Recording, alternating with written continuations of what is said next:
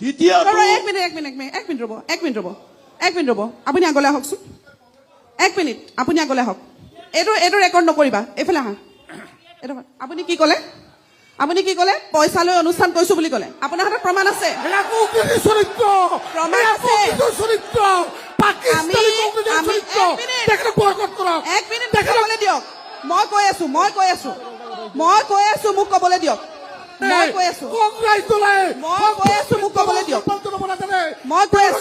আমি সংবাদ মাধ্যম আমি নিৰপেক্ষ বাতৰি সম্প্ৰচাৰ কৰো আমি ইয়াত NKTVয়ে কোনো বিজেপিৰ পৰা পইচা লৈ ইয়াত অনুষ্ঠান কৰিব অহা নাই আপুনি কি ক'লে বিজেপিয়ে পইচা দিছে বুলি ক'লে নে আপুনি বিজেপিয়ে পইচা দিছে বুলি কৈছে নে হেল্ল' সন্মানীয় প্ৰতিনিধিসকল কাৰণ কংগ্ৰেছৰ শাসনত তেখেতসকলে প্ৰতিটো কাম পইচাৰ বিনিময়ত কৰিছিল সেইকাৰণে তেখেতসকলে চবতে পইচাৰ অপন দেখে কংগ্ৰেছ চৰকাৰে প্ৰতিটো কাম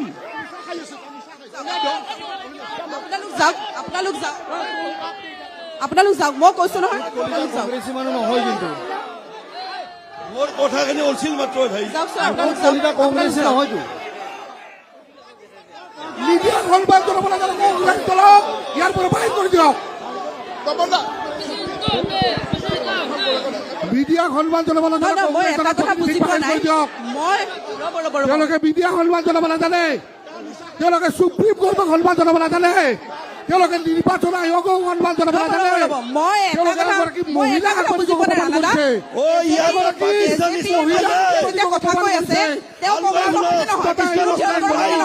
ইমান ধৃষ্টতাই কংগ্ৰেছ দলৰ তেওঁলোকে পাকিস্তানী প্ৰেমত পাকিস্তানৰ বহুত তেওঁলোকে সৰ্বোচ্চ পাহৰি গৈছে তেওঁলোকে পাকিস্তানৰ বহুত আজি সৰ্বোচ্চ পাহৰি গৈছে তেওঁলোকে মিডিয়াৰ মহিলাক তেওঁলোকে সন্মান জনাব নাজানে তেওঁলোকে ইলেকশ্যন কমিশ্যনক সন্মান জনাব নাজানে তেওঁলোকে সুপ্ৰিম কোৰ্টক সন্মান জনাব নাজানে আপোনালোকৰ পাৰ্টিৰ হয়নে নহয় বিৰোধী ঐক্যৰ হয়নে নহয় মই তেওঁক কৈ থৈ আহিছো যেতিয়া বিজেপিয়ে কথা কৈছে আপুনি মানিকদা ধৰিব কাৰণ আপোনালোক বিৰোধী ঐক্যত আছে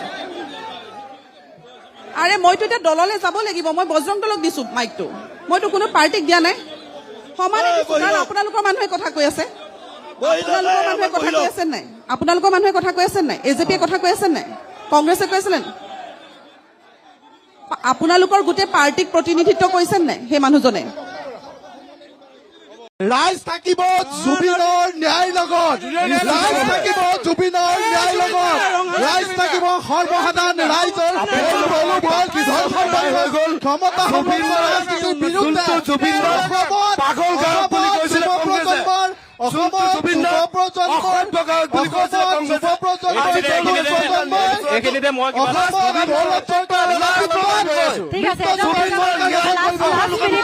আৰু সময় দিব নোৱাৰিম ভগৱানক লৈ ৰাজনীতি ভাগ্যজনক ভগৱানক লৈ ৰাজনীতি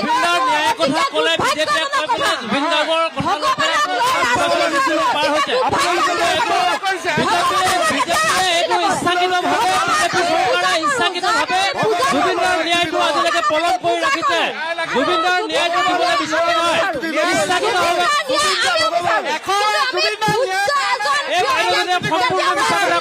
সম্পূৰ্ণভাৱে মিছা কথা কৈ আছে বাইদেউজনী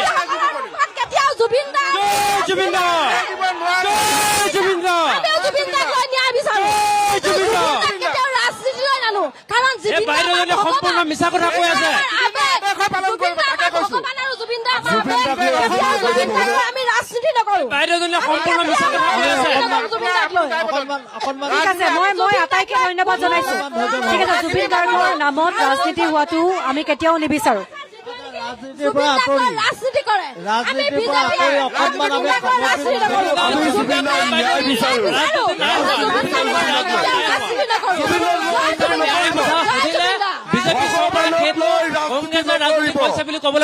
জোনমণি ৰাভাৰ ন্যায় কি হ'ল জোনমণি ৰাভাৰ SIT ক'ত গ'ল আজি 6 মাহ ধৰি জুবিন গাৰ্গৰ মিছা কথা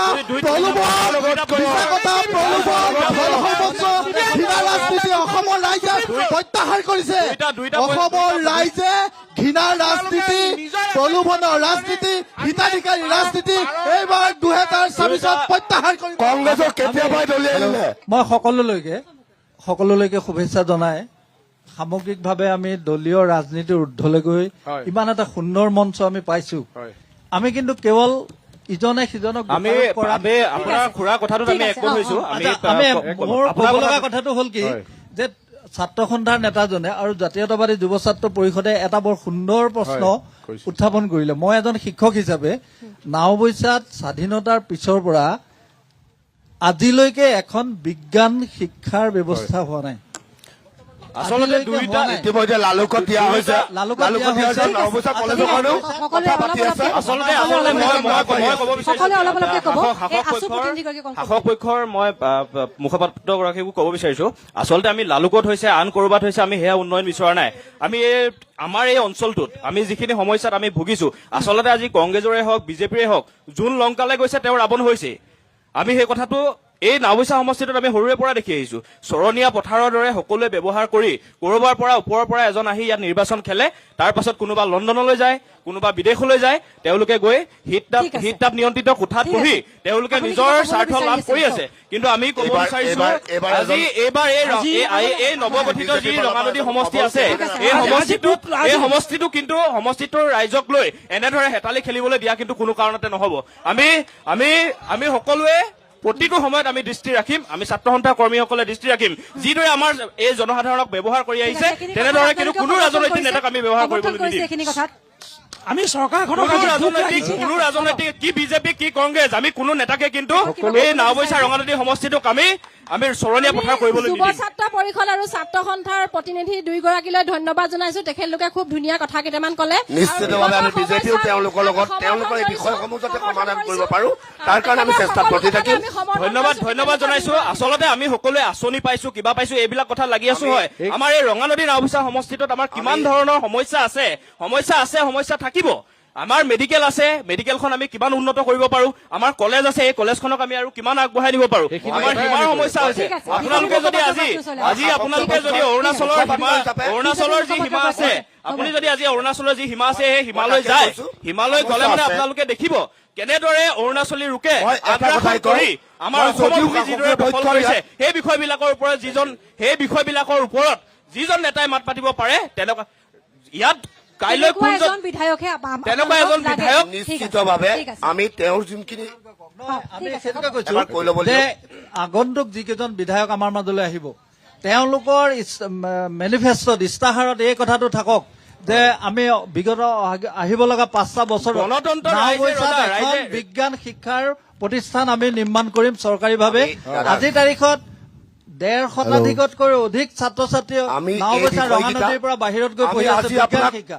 ইয়াত এই ব্যৱস্থাটো খেলুৱৈসকলৰ কাৰণে ষ্টেডিয়াম লাগে, ষ্টেডিয়াম নাই ইয়াত। আমি নিশ্চিতভাৱে ষ্টেডিয়াম এটা নাই, ভাল এখন ফিল্ড, ভাল ফিল্ড এখন নাই, অতিকৈ লাজ লগাৰ বিষয়ে ভাল এখন ফিল্ড নাই, ভাল এটা ষ্টেডিয়াম নাই, এইখন চৰকাৰৰ উন্নয়ন অকল হিতাধিকাৰী আঁচনি, প্ৰলোভন আৰু ঘৃণাৰ ৰাজনীতি। এই চৰকাৰখনৰ মেনুফেষ্টো, এই চৰকাৰখনৰ ইস্তাহাৰ ঘৃণাৰ ৰাজনীতি, প্ৰলোভনৰ ৰাজনীতি, ধৰ্ম মেৰুকৰণৰ ৰাজনীতি আৰু বৰ্তমান সময়ত হিমন্ত বিশ্ব শৰ্মা ডাঙৰীয়াই আশীৰ্বাদ যাত্ৰা কৰিছে। এই আশীৰ্বাদ যাত্ৰাই যিমানেই অসমৰ সিমূৰলৈ আগবাঢ়িছে, সিমানেই ৰন্ধন গেছৰ দাম বাঢ়িছে, সিমানেই পেট্ৰল সামগ্ৰীৰ দাম বাঢ়িছে, মূল্য বৃদ্ধি আকাশ লৈ গৈছে, যিমানেই মুখ্যমন্ত্ৰী আশীৰ্বাদ যাত্ৰা আগবাঢ়িছে সিমানেই মূল্য বৃদ্ধিৰ গ্ৰাফডাল ওপৰলৈ গৈছে। এয়াই হ'ল অসমৰ উন্নয়নমুখী চৰকাৰৰ ৰাজনীতি। এই ঘৃণা, এই ধৰ্ম মেৰুকৰণৰ ৰাজনীতি অসমৰ ৰাইজে এবাৰ প্ৰত্যাহাৰ কৰিব। অসমৰ গৌৰৱ গগৈ নেতৃত্বজোতে অসমৰ নৱপ্ৰজন্মই আপোনালোকে গান্ধী পৰিয়ালৰ তৈলবৰ্ধন বাদ দি ৰাইজৰ লগত আহিব লাগিব। আমি দুয়োটা দলৰে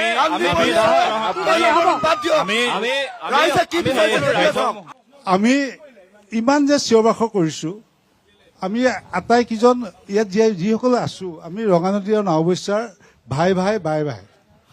এইটো আমি যুক্তি খাতিৰত আমি কিছু কথা কৈছো, সেইটো বেলেগ কথা। কিন্তু আমি শাসক পক্ষই হওক বিৰোধী পক্ষই হওক আমি বাস্তৱক কিন্তু কোনেও আমি নেওচা দিব নোৱাৰো গতিকে আমি বাস্তৱক আমি স্বীকাৰ কৰিব লাগিব আজি এই অনুষ্ঠানৰ জৰিয়তে আমি এটা কথাই চৰকাৰক অনুৰোধ জনাম যে আহোম ৰাজত্ব কালত যেনেকৈ কাম নকৰা লোকসকলক মাতি আনি ধুদৰালি একদম বনোৱা অলপ হৈছিল। চমুকৈ মোৰ বেছি সময় নাই বনোৱা একদম হৈছিল। অলপ চমুকৈ গতিকে আমি চৰকাৰক এটাই অনুৰোধ জনাইছো যে উদ্যমিতা দিছে মহিলাসকলে কুটিৰ শিল্পত জড়িত হওক আমাৰ এইটো চৰকাৰলৈ অনুৰোধ কিন্তু আমি যদি হিতাধিকাৰী সৃষ্টি কৰো ঠিক তেনেকৈ আহোম ৰজাৰ দিনত ধুদসকলক আনি যিটো ৰাস্তা বনোৱা হৈছিল কৰ্মসংস্থাপন কৰিছিল গতিকে আমি যাতে ধুদৰ সৃষ্টি নকৰি আমি যাতে কৰ্ম আৰু উদ্যোগী সৃষ্টি কৰো সেইটো আজি আমি এই অনুষ্ঠানৰ কৰ্ম আৰু জৰিয়তে উদ্যোগী যাতে আমি সৃষ্টি কৰিব পাৰোঁ ঠিক আছে আৰু এটা কথা কৈছো ঠিক আছে মই লগতে আৰু এটা কথা কৈছো আমি কোন দলৰ আমাৰ সৰু কথা হিমন্ত বিশ্ব শৰ্মা ডাঙৰীয়াই কৰবাত কিবা এটা হোৱাৰ লগে লগে এনকাউণ্টাৰ কৰবাত গৰু চুৰ এটা পালেও এনকাউণ্টাৰ কিন্তু প্ৰশ্নটো হৈছে মাননীয় মুখ্যমন্ত্ৰী হিমন্ত বিশ্ব শৰ্মা ডাঙৰীয়া আৰু বিজেপি চৰকাৰ যে আপোনালোকে ইমান ডাঙৰ এজন শিল্পীক হত্যা কৰা হল বুলি আপুনি সদনত কৈছে বিধানসভাৰ দৰে এখন পবিত্ৰ মঞ্চত কলে তাৰ পাছতো সিদ্ধাৰ্থ এণ্ড কোম্পানী এই যে শ্যাম কানু মহন্ত ইহঁতবিলাকক কি কাৰণে এনকাউণ্টাৰ কৰা নহল কি কাৰণে কৰা নহল ভৰিটোত গুলী মাৰিবৰ কাৰণে আপোনাৰ কিয় সাহস নহল এইটো কেতিয়া উত্তৰ দিব নিজেই হত্যাকাণ্ড বুলি কৈ আজি দেখিছো মহাবীৰ একুৱা নামৰ এই বহিৰাগত বণিক দালাল যি মনত ৰাখিব অসমীয়া ৰাইজ এই বণিকটোৱে আপোনালোকৰ মোৰ মৰমৰ জুবিন গাৰ্গক এই পৃথিৱীৰ পৰা বিদায় দিয়ালে আৰু ইয়াৰ এই বহিৰাগতটোৰ কোম্পানীটো খুলি দিবৰ কাৰণে অলৰেডি আদালতে পাৰ্মিশ্যন দিছে আমি আদালতক দুখ দিয়া নাই কিন্তু প্ৰশ্ন আছে অসম আৰক্ষী আৰু SIT-য়ে কি ধৰণে তেওঁলোকে তদন্ত কৰিছিল যে আজি এনেকে জুবিন গাৰ্গৰ টকাৰে লৈ যোৱা টকা মাৰি মাৰি তেওঁ সম্পত্তি গঢ় দিয়াবিলাক খুলিবলৈ অৰ্ডাৰ দিছে আৰু ফ্লেটটো খুলিবলৈ অৰ্ডাৰ দিছে আৰু এটা ইণ্টাৰেষ্টিং কথা এই শ্যাম কানু মহন্ত বুলি কোৱাটো পাৱাৰফুল মানুহটো যে সেই মানুহটোৰ ঘৰটো চিল কৰিলো বুলি গোটেই অসমৰ মানুহক হিমন্ত বিশ্ব শৰ্মাই এটা ৰাম টুপি আৰু জাপি পিন্ধালে দুঘণ্টা নহলেই ঘনীয়েকে গৈ তাত লাঞ্চ কৰিলে গতিকে অসমীয়া জনগণ জুবিন গাৰ্গৰ ন্যায় পক্ষত আছে আৰু থাকিব অসমীয়া যুৱ মঞ্চই অসমীয়া ৰাইজৰ লগত আছে অনাগত দিনত প্ৰতিবাদ তীব্ৰতৰ হ'ব আৰু আজি আমাৰ সহকাৰী সাধাৰণ সম্পাদক আকাশবীৰ শইকীয়াই কৈছে যে অলৰেডি আমাৰ 18খন জিলাত এই প্ৰতিবাদী কাৰ্যসূচী লৈছো অনাগত দিনত আৰু তীব্ৰভাৱে গণতান্ত্ৰিক প্ৰতিবাদ আৰু জুবিন গাৰ্গৰ ন্যায় যাত্ৰা উলিয়াম তেওঁলোকে যেনেকে আশীৰ্বাদ যাত্ৰা আৰু পৰিৱৰ্তন যাত্ৰা উলিয়াই আছে আমি জুবিন গাৰ্গৰ ন্যায় যাত্ৰা উলিয়াম আমাক কিন্তু বাধা দিব নোৱাৰে কি ক'ব আপুনি এতিয়া PIL দাখিল কৰিব লগা হ'ল কিয় জুবিনৰ মৃত্যু ছিংগাপুৰত গৈছে মিনিষ্ট্ৰী অফ এক্সটাৰ্নেল এফেয়াৰ্ছ জগৰীয়া কৰিব লাগিছিলে জুবিন গাৰ্গৰ প্ৰথম যিজন মেনেজাৰ আছিল তেওঁক জগৰীয়া কৰিব লাগিছিলে শ্যাম কানু মহন্তহঁতক জগৰীয়া কৰিব লাগিছিলে যোনে লৈ গৈছিলে এই PR মেনেজাৰে হওক গোটেই টিমটো এইখিনি মানুহক জগৰীয়া কৰিব লাগিছিল আৰু ইয়াতছত থকা গোটেই মানুহখিনিৰ লগতে ছিংগাপুৰ আছাম এছ'চিয়েশ্যন এওঁলোকক জগৰীয়া কৰি গোটেই তদন্তটো কৰিব লাগিছিল বা চাব লাগিছিল কি হৈছে আৰু বস্তুটো তেনেকেই গৈ আছিলে 19 তাৰিখৰ পৰা গোটেই বস্তুটো তেনেকেই গৈ আছিলে হঠাৎ এদিন মুখ্যমন্ত্ৰী ডাঙৰীয়াই লাইভত কৈ দিলে জুবিন এটা হত্যাকাণ্ড এই কথাটো শুনাৰ পিছতহে আমি PILটো কৰিব লগা হ'ল হাইকোৰ্টত আমি PIL কৰিলোঁ এতিয়া কথাটো হ'ল ইয়াতে কিছুমান বস্তু চাব আপুনি এইমাত্ৰ ক'লেই আপুনি এজনে হত্যা কৰিছে 4জনে চাইছে এই 12,000 পৃষ্ঠাৰ যিখন চাৰ্জশ্বীট তাতে এজনে হত্যা কৰাজনৰ নামটো আছে নেকি 4জনে চোৱা সহায় কৰাটো আছে নেকি নাই তাতে কি আছে পুৰি বেপাৰীৰ কথা আছে কোনোবা টেণ্ট হাউচৰ কথা আছে বিহু কমিটিৰ কথা আছে পূজা কমিটিৰ কথা আছে অমৃত প্ৰভাই কি কাপোৰ পিন্ধিছে আমাৰ জনা দৰকাৰ নাই কি ইনাৰ কি পিন্ধিছে আমাৰ জনাৰ দৰকাৰ নাই সেইবিলাক লিখা আছে চাৰ্জশ্বীটখনত আমাৰ সেইবিলাক জনাৰ কোনো দৰকাৰ নাই আমাক লাগে এজনে হত্যা কৰিছে 4জনে সহায় কৰিছে এই 4-5জনৰ নাম কিন্তু চাৰ্জশ্বীটখনত নাই নোলায় দ্বিতীয় কথাটো হ'ল ছাৰ ফাষ্ট ট্ৰেক কোৰ্টৰ কথা আমি কৈ আছোঁ ফাষ্ট ট্ৰেক কোৰ্ট নবনাওঁতেই এজনৰ বেংকৰ একাউণ্ট খোলা গ'ল এজনৰ কোম্পানী খোলা গ'ল ফাষ্ট ট্ৰেক যদি কোৰ্ট খোলে লগালগ গোটেইবিলাকে বেল পাই যাব কাৰণ আইনে আইনৰ কাম কৰি আছে বিশ্বাস আছে মই নকওঁ এইখিনি চবেই বেল পাই ওলাই যাব আপুনি ক'ৰবাত শুনিছে নেকি বেল উঠাই লোৱা আমি শুনিছোঁ ইমান বছৰ গোটেই জীৱনত যিমান আমি চিনেমা চালোঁ কিবা চিৰিয়েল চালোঁ সঁচা ঘটনা শুনিলোঁ নিউজত চালোঁ বেল খাৰিজ হোৱা শুনিলোঁ বেল উঠাই লোৱা আমি কোনোবা দিনা শুনিছোঁ নেকি এই উঠাই লোৱাতে অংকটো আছে কোন মানুহৰ জেলত থাকিব ইচ্ছা যায় পৃথিৱীত চাগে এই 5জনেই হ'ব জেলত থাকিব ইচ্ছা কৰিছে শ্যামকানু মহন্তৰ কি নিজৰ ল'ৰা ছোৱালীৰ প্ৰতি মোহ নাই নিজৰ ঘৰখনৰ প্ৰতি মোহ নাই নিজৰ পত্নীৰ প্ৰতি মোহ নাই জামিন ল'বৰ কাৰণে কিয় নল'লে হঠাতে সলনি হৈছে এই গোটেই মই এতিয়া বজাৰৰ খবৰ যদি মোক সোধে এই জুবিন হত্যাৰ গোটেই কাৰ্যসূচীটো 1000 কোটিৰ স্কেম 1000 কোটি চলি আছে কাৰোবাক 50 কোটি দিছে তই জেলতে থাক কাৰোবাক 20 কোটি দিছে তই জেলত থাক কাৰোবাক 2 কোটি দিছে কাৰোবাক 5 কোটি দিছে ছিংগাপুৰৰ বিলাকক দিছে এইটো সঁচাই দেই এইটো এটা বজাৰৰ খবৰ ওলাই আছে বজাৰত সময়ত সেইটো প্ৰমাণ হ'ব এই গোটেই সেইটো পইচাৰ খেল চলি আছে যে ইলেকশ্যনটো কোনোমতে পাৰ হ'ব লাগে আজি জুবিনবিহীন বিহু এজন অভিভাৱক ঢুকাই গ'ল আপুনি যিটো কথা কৈছে চবৰে ঘৰত এই সমস্যাটো হৈছে ৰাতিপুৱা উঠি গানটো শুনাৰ লগে লগে বাচ্চাটো কান্দি দিয়ে চবৰে ঘৰত ডাঙৰ সৰু চব তাতকৈ ডাঙৰ কথাটো কি জানে নাই ইনফিৰিটি কমপ্লেক্সত ভুগি আছে কিছুমান মানুহ আজি কিছুমান মানুহে ভাবি আছিল যে মই চবতকৈ পপুলাৰ মোক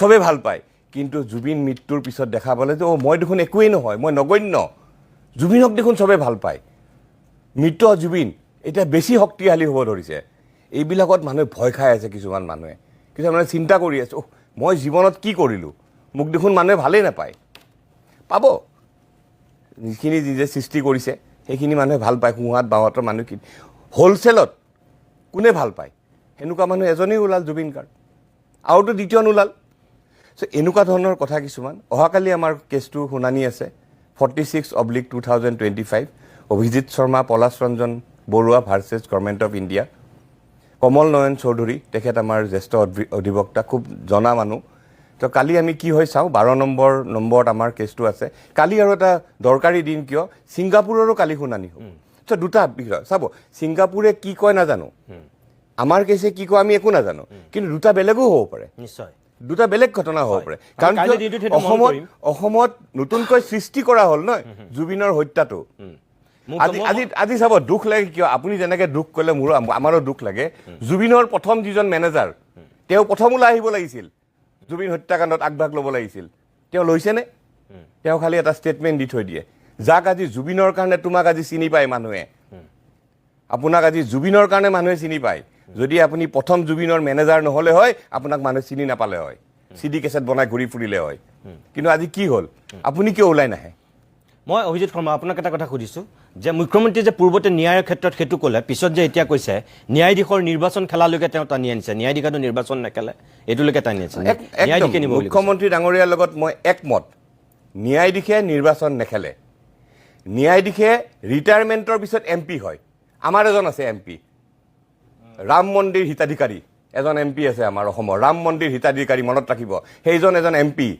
তেওঁ ৰাম মন্দিৰ হিতাধিকাৰী তেওঁ নিৰ্বাচন খেলিছে নেখেলাকৈ হৈছে কিন্তু তেওঁ ৰিটায়াৰমেণ্টৰ পিছত হৈছে আজি মুখ্যমন্ত্ৰী ডাঙৰীয়াই বাৰে বাৰে এটা কথা কৈ আছে চবে কোৰ্টলৈ যাওঁ উকিল লগাওক কেনেকৈ লগাব চাৰ্জশ্বিটখনেই নাই কাৰো হাতত 12,000 পৃষ্ঠাৰ চাৰ্জশ্বিটেই নাই গৌৰৱ গগৈৰ চাৰ্জশ্বিটখন ৰাজহুৱা কৰি দিলে কিন্তু জুবিন গাৰ্গৰ চাৰ্জশ্বিটখন এতিয়াও মানুহক দিবলৈ সাহস কৰা নাই এজন বা খুব বেছি বাহিৰা মানুহ যদি মই জনাত 5জনমান মানুহৰ হাতত আছে চাৰ্জশ্বিটখন আৰু আমি কেছটো ৰিলেটেড কাৰণে আমাৰ হাতত আছে আৰু তেখেতে যে কৈছে এজন ন্যায়াধীশ নাথাকিলে ন্যায়েই নাপাব তাৰমানে ন্যায় প্ৰক্ৰিয়াটো তেনেকুৱা নেকি এতিয়া তাৰমানে এনেকুৱা হৈছে চাওক এটা কথা মই ক্লিয়াৰ কৰি দিওঁ জুবিনৰ হত্যাই ইলেকশ্যনত একো প্ৰভাৱ নেপেলায় এইটো ক্লিয়াৰ 40 ঘণ্টীয়া অসমীয়া মানুহৰ স্মৃতি শক্তি একো প্ৰভাৱ নেপেলায় কিন্তু চৰকাৰী পক্ষক টেনশ্যনত পেলাই আছে আজি জুবিন হত্যাৰ কথাটো তলেই পৰিছিলে মোটামুটি তল পৰিছিলেই আপোনালোকে অলপ উঠালে আৰু এজন মানুহৰ নাম ল'ব লাগিব ভিক্টৰ দাসে অলপ জেলৰ পৰা ওলাই আহি অলপ বস্তুটো উঠাই আকৌ আহিলে এতিয়া কিন্তু জুবিন গাৰ্গৰ সোঁহাতে বাওঁহাতে থকা যিখিনি মানুহ, যিখিনি আজি ইমান বছৰে জুবিন গাৰ্গৰ লগত ঘূৰি থাকিলে, Zubeen my friend, Zubeen my heart, Zubeen my কিবা কিবি যে বকি থাকিলে, সেই মানুহখিনি আজি গৰিমা গাৰ্গৰ ডাঙৰীয়ানীৰ কাষত কিয় নাই? কিয় আজি গৰিমা গাৰ্গ আৰু জুবিন গাৰ্গৰ ভগ্নী অকলে কোৰ্টত যাব লগা হৈছে? কিয় কোনো অহা নাই আজি ওলাই? কিয় কোনো নাহে? আপোনালোকৰ সাহস নাই, এটা মানুহৰ সাহস নাই ওলাই আহিবলৈ। ঠিক আছে, মই অভিজিত শৰ্মা, মই আকৌ আপোনাক ৰখাম। মাজে মাজে মই বাণিজ্যিক বিৰতি লৈ থাকিব লাগিব, যিহেতু আকৌ অকণমান সময়ৰ কাৰণে মই বিৰতি লৈ লৈছোঁ, তাৰপিছতে এখেতসকলৰ কাষলৈ উভতি আহিম। কংগ্ৰেছ দলৰ ভিতৰৰ কথা মোতকৈ ভালকৈ আৰু কোনোবাই জানে নেকি? মইতো চব কথা এতিয়ালৈকে কোৱা নাই, কেলৈ ক'লে ময়ো হাঁহিহঁতৰ পাত্ৰ হ'ম। মই সেইকাৰণে বহুত কথা নকওঁ বুলিয়ে সিদ্ধান্ত লৈছোঁ। কিন্তু এতিয়া দলটোৰ যিটো নেতৃত্ব, কংগ্ৰেছ দলটোৰ যিটো নেতৃত্ব, সেইটো দম্ভালি আৰু অহংকাৰৰ নেতৃত্ব। এজনে কি বুলি দম্ভালি মাৰে যে মই সভাপতি পাতিব পাৰোঁ, মই সভাপতি ভাঙিব পাৰোঁ। তেওঁৰ সেইটোৱে দম্ভালি। মানে তেওঁ বেক চিটৰ পৰা ড্ৰাইভিং কৰে কংগ্ৰেছটো। কাৰণ তেওঁ নহ'লে ভাবুকি দিয়ে যে সভাপতি মই ভাঙি দিম, সভাপতি মই যাক মন যায় পাতি দিম। আৰু আনজনৰ গৌৰৱটো অসমৰ ৰাইজ নহয়, মোৰ দেউতা এইটো আছিলে, মোৰ দেউতা সেইটো আছিলে। কথাটো দম্ভ অহংকাৰে যেতিয়া এটা দল নেতৃত্ব বহন কৰিব, তেতিয়া সি জনসাধাৰণৰ লগত সংযোগ বিচ্ছিন্ন হ'ব। কাৰণ জনসাধাৰণে অনুনয় বিনয় সানুনয় বিচাৰে, জনসাধাৰণৰ আত্মসন্মান স্বাভিমান ৰক্ষাটো বিচাৰে, আৰু সেয়া দম্ভ অহংকাৰৰ গুৰিত সেয়া ৰাইজ কেতিয়াও তিষ্ঠি থাকিব নোৱাৰে। সেইকাৰণে অসমৰ যিটো জাতীয় চেতনা, তাক অনুভৱ কৰাত দম্ভ অহংকাৰত মত্ত কংগ্ৰেছ দলৰ নেতৃত্ব ব্যৰ্থ হৈছে। আৰু সেইকাৰণে তেওঁলোকে ২৬ত বিজেপিক ৱাকঅভাৰ দিছে। এতিয়া বিজেপিত যদি চবতছে এজন জনপ্ৰিয় কংগ্ৰেছী কোন বুলি কয়, সেইজন হৈছে ৰকিবুল হুছেইন আৰু গৌৰৱ গগৈ। আপুনি যদি মুখ্যমন্ত্ৰী ডাঙৰীয়াক ভিতৰুৱাকৈ সোধে যে আপুনি কংগ্ৰেছ দলত চবতছে কাক ভাল পায়, যিটো কমফৰ্টেবলি যিটো বিজেপিৰ ভিক্টৰী হ'বলৈ গৈ আছে, বিনা যুদ্ধে বিনা প্ৰতিদ্বন্দ্বিতাই বিজেপিয়ে তৃতীয়খন চৰকাৰ কৰিবলৈ গৈ আছে, তাৰ অৰিহণা কাৰ চবতছে বেছি আছে? গৌৰৱ গগৈ আছে, ৰকিবুল হুছেইনৰ আছে। আৰু সেইকাৰণে বিজেপি প্ৰতিজন কৰ্মীয়ে বিচাৰিব যে গৌৰৱ গগৈ আজীৱন কংগ্ৰেছৰ সভাপতি হৈ থাকক, ৰকিবুল হুছেইন আজীৱন কংগ্ৰেছৰ হৰ্তা বিদতা হৈ থাকক। আৰু সেইকাৰণে বিজেপি দলত এতিয়া ৰকিবুল হুছেইন আৰু গৌৰৱ গগৈ জনপ্ৰিয়, যে তেওঁলোক ২৬ নালাগে, তেওঁলোকে ৩১ৰ কাৰণে খেলিব। এইটো মানুহে বুজি আছে। এটা কথা সঁচা যে বিহপুৰীয়া সমষ্টিত অসম গণ পৰিষদৰ এটা ৮৫ চনৰ পৰাই ভেটি আছে। কিমান ভেটিটো দুৰ্বল আছে বা শক্তিশালী আছে, এইটো মই বিশ্লেষণ কৰাটো সঠিক নহ'ব।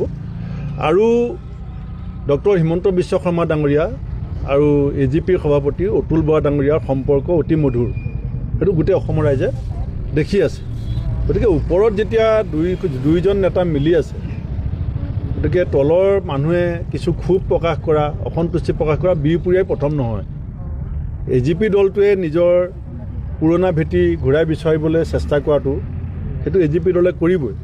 কিন্তু সামূহিক স্বাৰ্থত অসম গণ পৰিষদৰ নেতৃত্বৰ যিটো সিদ্ধান্ত হ'ব, মই ভাবোঁ সেইটো বিহপুৰীয়া সমষ্টিৰ অগ্ৰপয়ো মানিব। আৰু ইয়াত যদি অগ্ৰপয় কিবা কাৰণত টিকেট নাপায়, তাৰ কাৰণে যিটো উত্তৰ দিব লাগে, সেই উত্তৰটো অতুল বৰা ডাঙৰীয়াই দিব পাৰিব। গতিকে মই ভাবোঁ যে যিসকল দীঘলীয়া সময় AGP কৰিছে, এতিয়াও তেখেতসকলে খুব অসন্তুষ্টি প্ৰকাশ নিশ্চয় কৰিব, কিন্তু তাতকৈ কিবা সীমা চেৰাই কিবা এটা কৰিব বুলি মোৰ মনত নধৰে। এটা ভিডিঅ' দেখিলো য'ত ডিব্ৰুগড় বিশ্ববিদ্যালয়ৰ এটা প্ৰতিনিধি দলে কিছু দাবী লৈ তেওঁলোকে খুব ভদ্ৰতাৰে শিক্ষামন্ত্ৰীৰ কক্ষত উপস্থিত হৈছে, আৰু শিক্ষামন্ত্ৰী ৰণোজ পেগুৱে ঠাট্টা মস্কৰা কৰিছে তেওঁলোকক, আৰু কৈছে যে প্ৰতিবাদ কৰি আজি পৰ্যন্ত অসমে কি পালে। মুখ্যমন্ত্ৰীজনলৈ মনত পেলাওক ৰণোজ পেগু ডাঙৰীয়া, আমাৰ প্ৰাক্তন মুখ্যমন্ত্ৰীজনলৈ মনত পেলাওক আন্দোলন কৰি কি পালে। প্ৰশ্নটো উত্থাপন কৰাৰ আগতে আন্দোলন কৰি কি পালে? আজি পৰ্যন্ত অসমীয়াই যি পাইছে কেৱল আন্দোলন কৰিয়ে পাইছে। দল বাগৰি থাকিল, বিভিন্ন ৰাজনৈতিক দল সলনি হ'ল, নেতা আহিল, নেতা হ'ল, আন্দোলনৰ পৰাও নেতা হ'ল, কিন্তু তাৰ পিছতো যি আমাৰ দাবী, সেইসমূহ দাবী আমি সজোৰে উত্থাপন কৰি আন্দোলন কৰাৰ পিছতেই সেই প্ৰাপ্য অধিকাৰ আমি আজৰি আনি ল'ব পাৰিছো। লাগিলে সেয়া এটা আঞ্চলিক দল হওক, ৰাষ্ট্ৰীয়তাবাদী দল হওক বা আন কোনো এটা দল হওক, যি বিভিন্ন সময়ত ভিন্ন ধৰণৰ কাম কৰি দিম বুলি কৈ পেলাই ভেকু ভাওনাত পৰিণত কৰে, তেওঁলোকৰ পৰাও আমি প্ৰাপ্য অধিকাৰ দাবী উত্থাপন কৰি প্ৰতিবাদ কৰি আজৰি আনিবলগীয়া হৈছে। গতিকে এগৰাকী শিক্ষামন্ত্ৰী হৈ আচলতে ৰাজ্যৰ যি পয়া লগা অৱস্থা, শিক্ষা ব্যৱস্থাৰ দুদুল্যমান যি স্থিতিত এতিয়া শিক্ষা ব্যৱস্থা আছে, না ইফাল না সিফাল আঁচনিৰ ওপৰতে নিৰ্ভৰ কৰি চলি থাকিবলগীয়া হৈছে, চৰকাৰেই হওক বা শিক্ষা ব্যৱস্থাই হওক, সেই সময়ত এনেধৰণৰ তুচ্ছ তাচ্ছল্য জুবিন যুগৰ এডাল অসমীয়াক সহ্য কৰা নহ'ব। আমাক শিকাই থৈ গৈছে যে কাকো খাতিৰ নকৰিবি, যেতিয়া ঠিকত থাকিবি, যেতিয়া নিজৰ প্ৰাপ্য অধিকাৰ আজৰি আনিবলৈ যাবি, তেতিয়া কাকো খাতিৰ নকৰিবি, চিধা কথা। গতিকে আপুনিও কথা কোৱাৰ আগতে মুখখন চম্ভালি ল'বৰ হ'ল, কাৰণ আপুনি কৰা কাম কি কৰিছে কি নাই কৰা সেইবোৰতো বাদেই দিলো। প্ৰত্যেকবাৰ শিক্ষাৰ লগত জড়িত যিকোনো এখন প্ৰেছ মিটত আমি কেৱল মুখ্যমন্ত্ৰীকে দেখো, আপোনাক মনে মনে সোঁফালে বা বাওঁফালে বহি বহি মূৰ ডুবাই থকাহে দেখো। গতিকে তাৰ পৰানো অসমে কি পাব সেই কথাও আপুনি স্পষ্ট কৰি দিলে ভাল হ'ব ৰণোজ পেগু ডাঙৰীয়া। এই কথাটোৱে কিন্তু আজি বৰ্তমান সময়ত অসমৰ যি জুবিন যুগৰ অসমীয়া বা যিসকল সচেতন লোক আছে, যিসকলে জানে যে অসমে আজি পৰ্যন্ত যি পাইছে কেৱল মাত্ৰ প্ৰতিবাদ কৰিয়ে পাইছে, আৰু তাৰ পিছত আপোনাৰ কক্ষত এটা কেবিনেট সিদ্ধান্তক লৈ এদল মানুহ এখন বিশ্ববিদ্যালয়ৰ প্ৰতিনিধি দল গৈ উপস্থিত হওঁতে আপুনি কৰা ঠাট্টা মস্কৰাৰ উত্তৰ আপুনি দিব লাগিব, ক্ষমা আপুনি বিচাৰিব লাগিব। এইবাৰ ক্ষমা দাবী আমাৰ। জয় আই অসম। আৰু এইটো বহুত মানুহৰ ইলেকশ্যন খেলা বেমাৰ। আমাৰ কমলপুৰ সমষ্টিত এনেকুৱা বহুত বুৰঞ্জী আছে। 1900 ভাৰত স্বাধীন কেতিয়া হৈছিল? 1947 চনত ভাৰত স্বাধীন হৈছিল। প্ৰথমজন বিধায়কৰ নাম কোনোবাই জানেনে? মহেন্দ্ৰ ডেকা প্ৰথম বিধায়ক আছিল, ইণ্ডিপেণ্ডেণ্ট। ডেকা নহলে দাস, মই পাহৰিছো। এতিয়া সত্যমত কলিতাৰ কি হ'ল? ইলেকশ্যন খেলা বেমাৰটো তেখেতৰ আছে। 2001 তেওঁ নিৰ্বাচন খেলিলে। তাৰ লগত জানে NCPৰ সহায়ক। অকমান মই জনাই থৈছো, এইখিনি আমাৰ কাৰ্যকৰ্তা নহয়, জানিব লাগিব। ভোট পালে 12,000-ৰ পৰা 16,000। হাৰিল মোৰ খুৰী, তেতিয়া উত্তৰ কলিতা MLA হ'ল। তাৰপিছত আকৌ 6 ইলেকশ্যন কৰিলে, গণ সংগ্ৰাম নে গণ কিবা এটা দল খুলি, তাতেও 18,000 ভোট পালে, আগতকে অলপ বেছি পালে, হাৰিল। 2015 সত্যমত কলিতাও নাজানে যে তেওঁ বিধায়ক হ'ব। মুখ্যমন্ত্ৰীৰ কৃপাত আমি সকলোৱে লাগি তেওঁক বিধায়ক পাতিলো। মানুহজনৰ এই বেমাৰ আছে, এই বেমাৰী মানুহক আমি ভালকে এণ্টিবায়টিক দিব লাগিব। কি যে আৰু ভৱিষ্যতে যাতে তেওঁ আৰু জীৱনত ৰাজনীতি নকৰে। এইবাৰ এনেকে ধুব লাগিব তেওঁক, যে ধুবি যে কাপোৰতে ধুবে সেনেকে আমি তেওঁক ধুৱাম। এনেকে ধুৱাম ভোটে দি। ইমান দিন দিগন্ত কলিতা ডাঙৰীয়াক মই বেলেগকে চিনি পাইছিলোঁ। ঠিকাদাৰ দিগন্ত কলিতা বুলি জানে কমলপুৰৰ মানুহে, বিধায়ক দিগন্ত কলিতা হিচাপে জানে, তেওঁ গীত গাই চুৰি কাৰ্যৰ লগত জড়িত থকা বুলি জানে, তেওঁ চিণ্ডিকেট চলাই বুলি জানে। কিন্তু এতিয়া নতুন এটা আজিৰ পৰা আকৌ গম পালোঁ যে তেওঁ বেজালিও কৰে। গতিকে তেওঁ কেতিয়াৰ পৰা ডাক্তৰ হ'ল, যে কাৰ কি বেমাৰ আছে তেওঁ জানিবলৈ আৰম্ভ কৰিছে। এইটো কমলপুৰ সমষ্টিৰ কাৰণে সৌভাগ্য নে দুৰ্ভাগ্য মই নাজানো, এইটো কমলপুৰ সমষ্টিৰ ৰাইজে বিবেচনা কৰিব। কিন্তু তেওঁ যিখন সভাত মোক কৈছে যে মোৰ এটা বেমাৰ আছে, নিৰ্বাচন খেলা বেমাৰ, সেইখন সভাত আপুনি শেষলৈকে চাব, তেওঁৰ আচলতে এটা নতুন বেমাৰ আৰম্ভ হৈছে, এলজাইমাৰ।